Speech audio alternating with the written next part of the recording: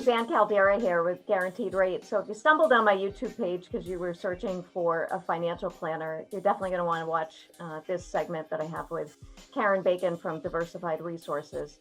Not only am I a personal client, I'm a personal friend of Karen's, and she's just a dynamic person and someone that brings so much to the table. And I hope that today you'll enjoy our little conversation that we're having of getting to know a little bit more about Karen and what got her here.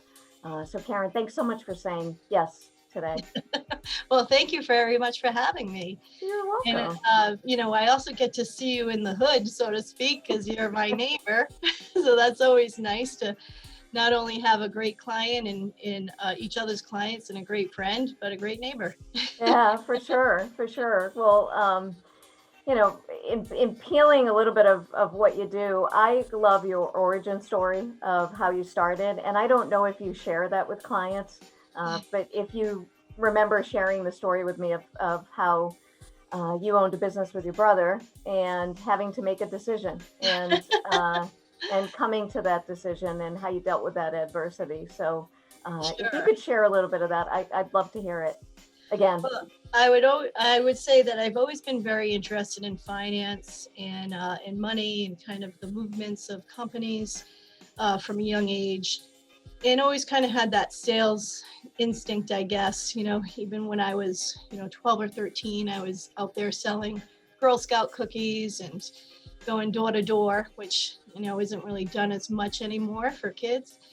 But I went to college, and then after college, I got my first job with Putnam Investments with mutual funds. And I really learned the inner workings of how mutual funds are designed and marketed and how you analyze what kind of companies are in them and stuff. So I really enjoyed it.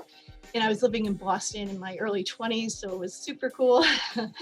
But at the same time, my older brother graduated from law school, and he was studying to take the bar in Rhode Island, and had come across a gentleman who actually was a client of my dad, and this man owned this old theater in downtown Providence. And it was unique because no one knew, even though this theater was built in the early 1900s and was only 2 blocks behind City Hall in Providence, no one knew it was there because it had been vacant for 20 years. And so hearing this gentleman's story, my brother asked him, hey, this sounds so cool. Could I go see it?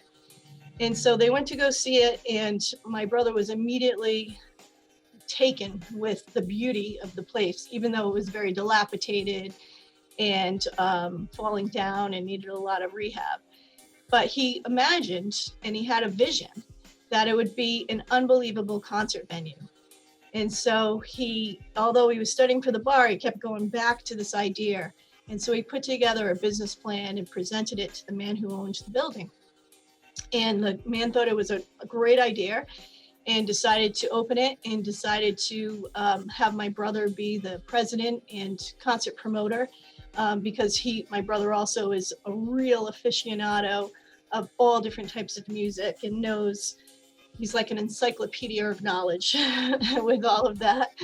And so he knew who was hot and who could sell tickets and all that kind of stuff, and was also a good negotiator, being with his legal background. So he kind of immediately had a tiger by the tail. It was just a really dynamic place, and the man who owned the building funded the opening. But he called me, and I was in Boston, and he was, maybe a month or 2 months into the place, and he said, you got to come help me. I mean, there's so much to do. I really have this vision that's going to grow and grow and grow over the years. And, I'm in my 20s, so I'm like, mutual funds, rock and roll. So I was like, rock and roll. So I left Putnam, came back home, and joined him, and we created this unbelievable company.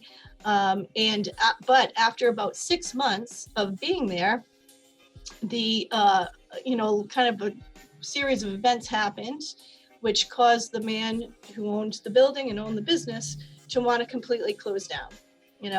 Any type of company like that, it's very cash flow intensive. You really need hundreds of thousands of dollars to get it off the ground. And he didn't anticipate that. So he's losing money hand over fist, and he just wanted out. And after all this work to get it to where it was, we weren't ready to let it go. And we convinced my dad to really kind of buy the business from this gentleman.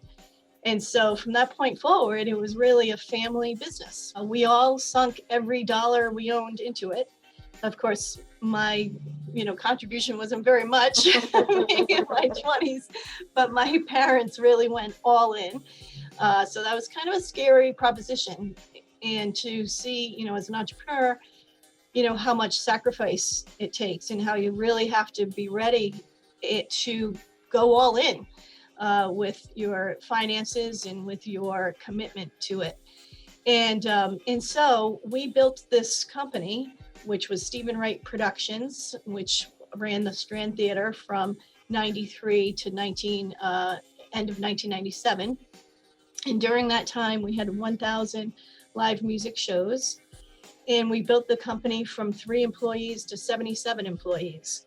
And what I think is really interesting, because being on the business point of view of it, is that we only really had, a couple of sources of revenue in the beginning, when somebody bought a beer or a drink and when somebody bought a ticket. And through the years, we created all these additional sources of revenue with sponsorships, room rentals, putting up signage, selling the back of the tickets for signage, snack bar, all different things that really helped our revenues go up and up and up. And so at the 5-year mark, we were actually breaking even, and we're turning and we're having bigger and bigger shows. We promoted, Bob Dylan and Sheryl Crow and Wu-Tang Clan and No Doubt. Wow. So some really big names. And so that part of the business, of course, was a lot of fun, and really got to interact with some great people and hear some great music and see some great shows. But it also taught me a lot about, the challenges of being a small business, interacting with the city, also just kind of having that cash flow issue all the time of borrowing from Peter to pay Paul, and where's your next dollar coming from, and how are you going to pay this bill? So it was extremely stressful in a lot of respects. But I feel like I couldn't have gotten a better education at Harvard, as it relates to, small businesses and entrepreneurship. And so we were doing quite well towards the end, and finally turning a small profit and seeing that, our revenues were increasing and we had a good handle on the expenses. But then, as sometimes in life, the rug got pulled out from under us. And unbeknownst to us at the time, there was a couple of developers that were very interested in the space.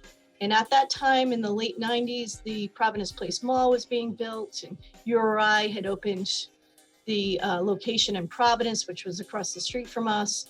And so there was a real demand for parking. And, parking and owning those parking garages is really a cash cow, because there's very, very low overhead, and there's, nothing but revenue, so to speak. And so the developers thought it would be great to take over the building and gut out the whole theater, leave the facade, and make it into a parking garage. And again, unbeknownst to us, they already had the deal done with Mayor Cianci at the time, and kind of this backroom deal, so to speak. And so they made a big fat offer to buy the building. And it was the same gentleman that still owned it who had, helped open it in the beginning. And so he was, immediately interested to get rid of the kind of albatross and not have to deal with it. But they said, we have one condition. If we buy this building, we want it to be empty. So you have to do whatever you need to do to get the leaseholders out.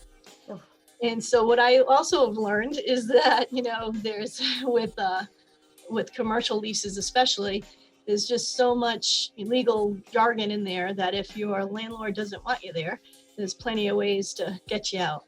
And so we basically got evicted. And technically, we had to pay rent, which was like $20,000 a month. It was crazy. And we had to pay it according to the letter of the lease by the 5th day every month. And we never paid it by the 5th, but by the end of the month it was paid.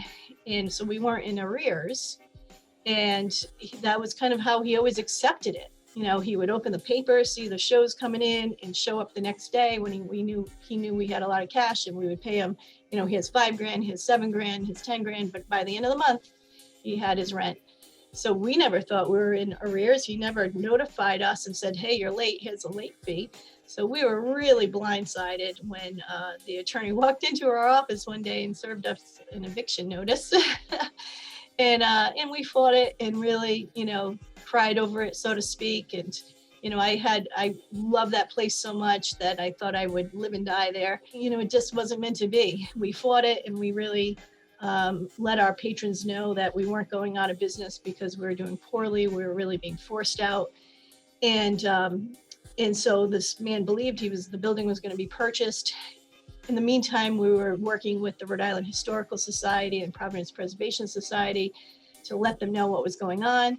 And then their wheels got turning, and they had the political clout that we did not.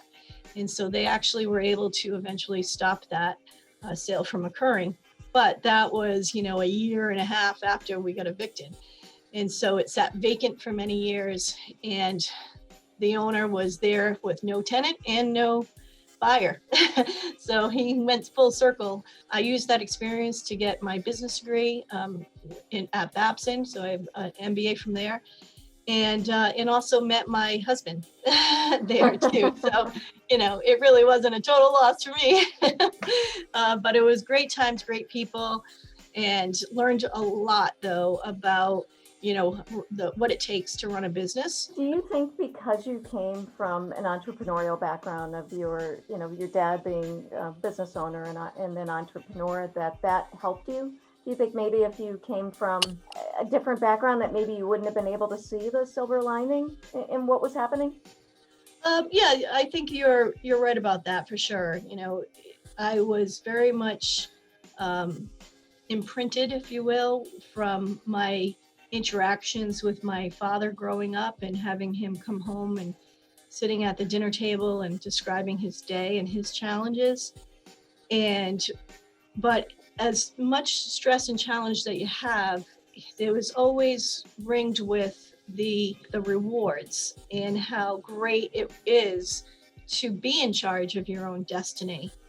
And, I've come to learn now that you could be in charge of your own destiny whether or not it's your own company. You could be working for someone else or working for a large Fortune 500 company and still be in charge of your own destiny. But you have to really take charge. And I think especially as a woman and in finance, which is still extremely male dominated, but only 20% of financial planners are women, it is still the case that men get rewarded and promoted at a faster clip without asking, and women have to ask and demand to do that. And so we've come a long way, but I think there's still a ways to go. Did you ever have any experiences like in that short time, maybe being at Putnam or seeing maybe someone that just didn't deserve the promotion or didn't deserve the accolades get it because of that bias? Oh yeah, absolutely. And I would say too that I felt frequently other than Putnam, I also worked at a financial planning company in Boston for 3 years prior to coming to Diversified Resources. But that I would have, it would be a round table of people, and the manager would come in and we'd be talking about ideas, and I'd come up with an idea, and which, obviously I thought was pretty good, and it would just kind of get, rolled over.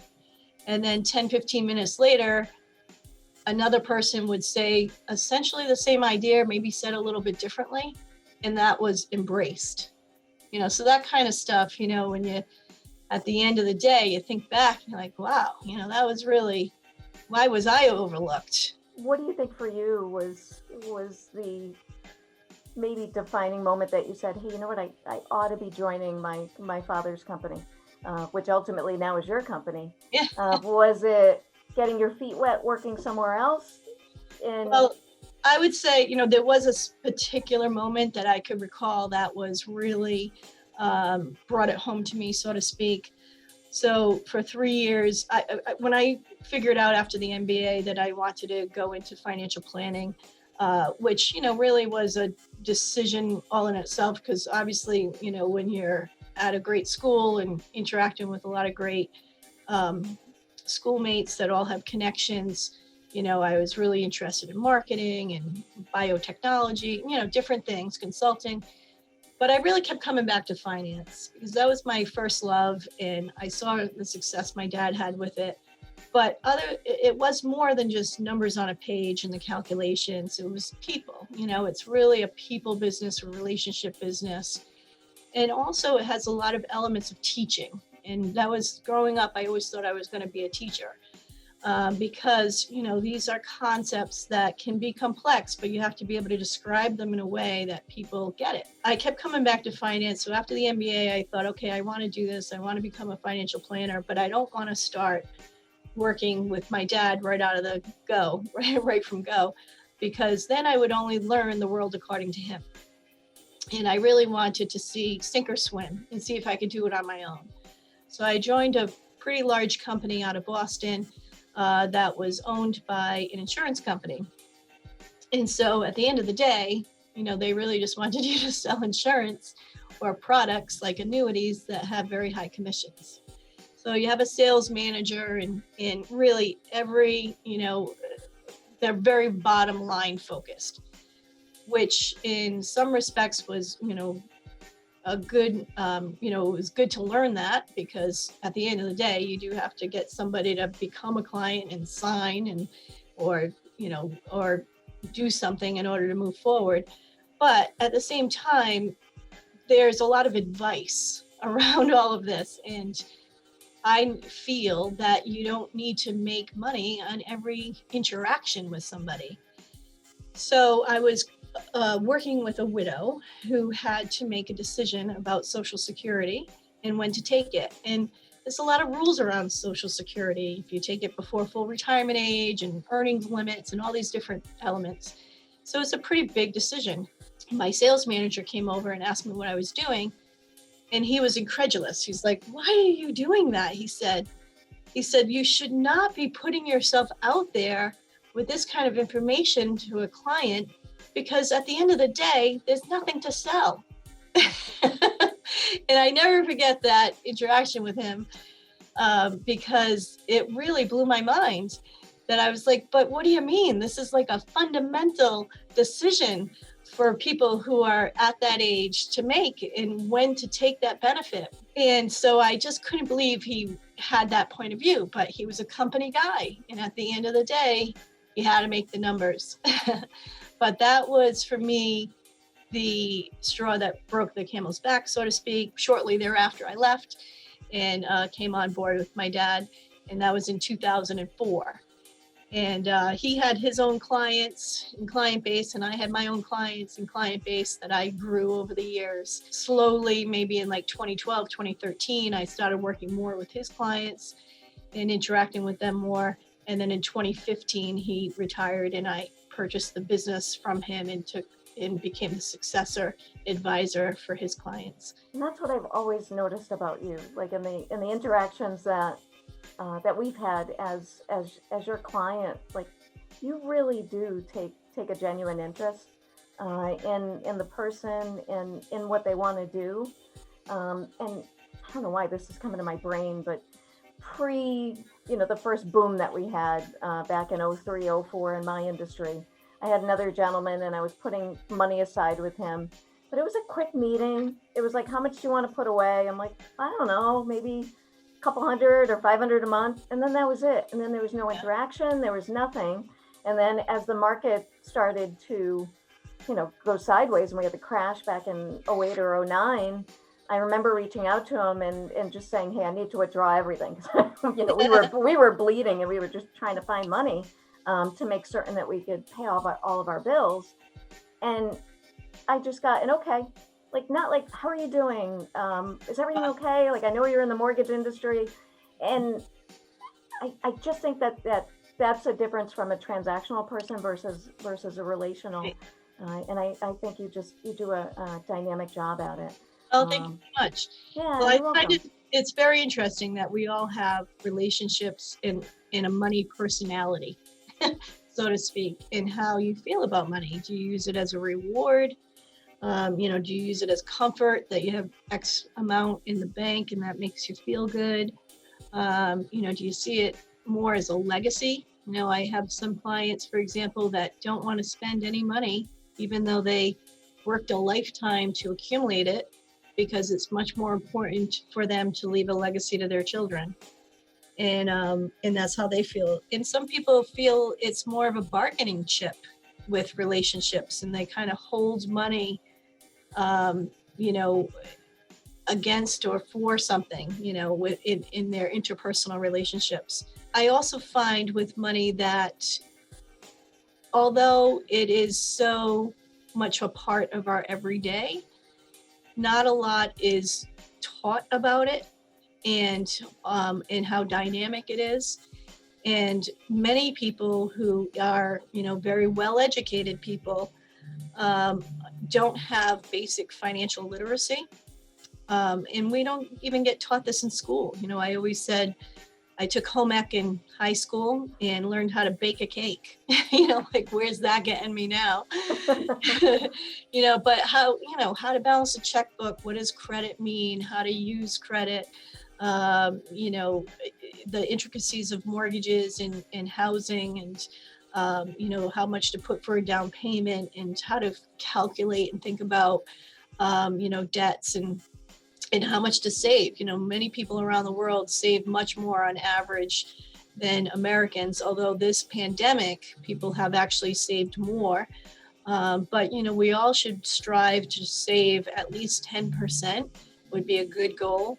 And whether that's in short-term emergency fund as well as long-term, it could be a combination. But that might mean that you have to live more simply and not spend every penny you make. And that's really where the rubber hits the road, so to speak, because you could really accumulate great wealth and not necessarily have the highest salary. So it's really all comes down to how you spend the money. How did you get to, being so astute, or maybe intuitive is a better way to ask it, to understand people's relationship with money? Is that something that they teach you as you're, I don't know, going in school? Like, hey, some people have shame with money, some people have pride, or was that more your curiosity and self-teaching of how to relate better with your clients? Yep, definitely a little bit more of the latter, and just being interested in that psychology of money. And there's a lot of great literature out there to discuss that, but also seeing how the decisions people have made around money from a financial point of view wasn't the best decision. But then you think, okay, but what brought them to that decision if the numbers on the page indicate they should have went another way? So what's the reasoning behind it? And that's where you get into people's real complex relationship with money. And also, I feel really has a lot to do with how you grew up and what kind of things were taught in the house. When your parents were discussing, paying the bills, or arguing about paying the bills, or were they stressed about where to find the money to pay the bills, or did they not talk about it at all? Those are, circumstances that kind of really create who we are today. And so you have to really kind of think that through, because it all kind of comes to roost when you're in your 20s and out of your parents' house and on your own. And so that's where, I think if you're making the right choices at an earlier age, could really help set you up later in life. What is your type of client? Like, what do you think, what speaks to your soul? Like, oh, this is, like, I'm in my jam. This is my right person. Yeah, so I would say, we certainly work with many different types of clients. We have over 600 clients in the firm, and we manage over 200 million. So, we really have a wide variety of business owners and young people and people in their 50s, 60s, 70s, 80s who are, retired or pending retirement. But I would say, my, where I really shine, so to speak, is when I have a widow come in, and their husband or their wife, either way, did all the finances, and they're just really overwhelmed with the change in life with a spouse dying, and the, what appears to be an overwhelming amount of information as to how to manage their assets going forward to make sure they're not going to run out of money. and it's very scary. They're in a vulnerable position, and to, through the course of meetings and interactions, to be able to turn that around and see them grow and become confident and have the confidence to face their future with the knowledge that they're going to be okay. But that's where I really shine, is for people who are going through, extreme life changes, whether it's a death or a disability, is another one, or even a new baby. That can be very overwhelming too. And as a new parent, you have to think about, wow, okay, now it's not all about me. Now I have to provide for somebody else. And what else should I be doing in my financial life to make sure that my family is going to be okay, regardless of what life might throw at you. Yeah. Now, how have you grown or developed with all the changes in your industry? Because I know you guys are way heavily regulated, like we are. What have been some of the steps that you've taken? So I've recognized the importance of delegating. At the beginning, when I took over the company, I was like, I have to know every single thing at every minute, and read every line, and and then I did that, but then I really learned that you can't do it all, and I have to focus on what makes me happy, what makes me fulfilled, which is the client interactions, not so much reading all the latest dictics of FINRA, that kind of stuff. So my office manager, Melissa, who's been with me for 12 years and has really, and has a background in banking before that. So she became instrumental and really, but I had to, learn how to delegate, which was really challenging for me because I guess I'm a little type A. And so I did that, and that's been terrific because she's really has much more time and energy and focus. And then we also have great consultants that are both on the broker-dealer side and registered investment advisory side. So my firm is duly registered. So I'm a fiduciary as an investment advisor, but I'm also a broker, which just means makes it an opportunity for other products. Like variable life insurance and variable annuities, for example, 529 plans. Thank you for saying yes to this and sharing your story. Like, I love the story about the Strand. And what was the coolest band that you ever saw play? Yeah, that's tough. I love Blues Travelers. I thought that was really cool. Bob Dylan was unbelievable. Was he? Yeah, I thought it was just amazing because also too, just in the in that small venue, and having the acoustics just be really right on, and then Jewel opened for him actually, so it was like really now a double bill. I think, but at that time in the early 90s, Jewel was really just starting out her career.